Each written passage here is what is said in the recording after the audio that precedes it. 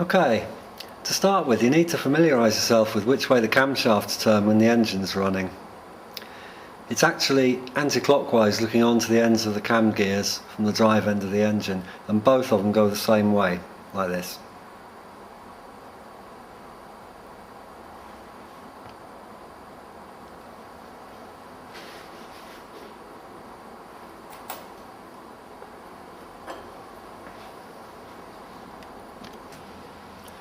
You then turn the engine over in its normal direction of rotation until one of the inlet cams at the drive end of the engine here just catches a thin feeler gauge like that.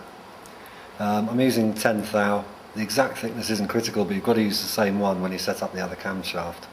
This is now in the timing setting position because I use the inlet opening as the reference point for setting the timing.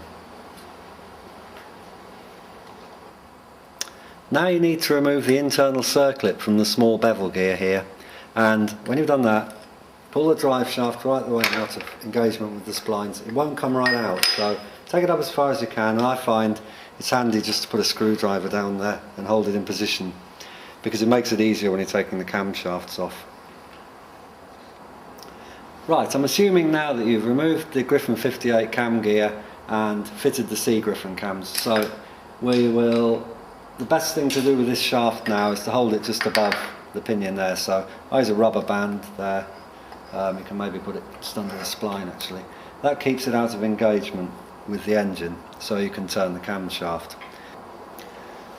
Right, now using this pin spanner, turn the camshaft in its normal direction of rotation again until you just nip that 10th thou feeler gauge under there, and then just release it so you can take it back out again. That cam lobe is now in the same timing position as it was on the 58, so we now have to move it 16 degrees. So remove the outboard nut on the B side of the engine, or when you're working on the A side it'll be the inboard one. Take that nut off.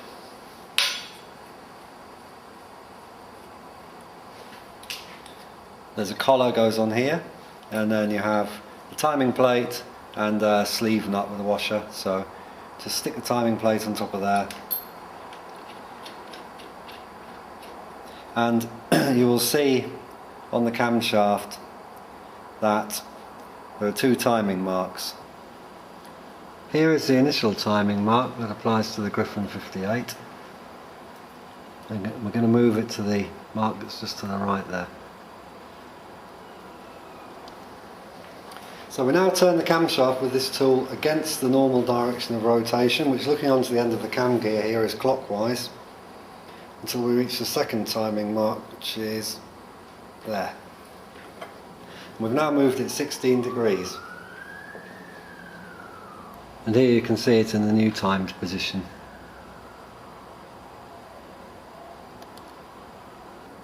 So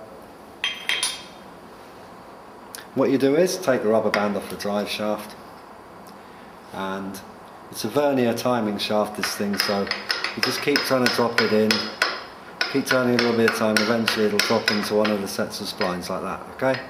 Then the spacer goes on and the internal circlip again, not forgetting to put any of that back together.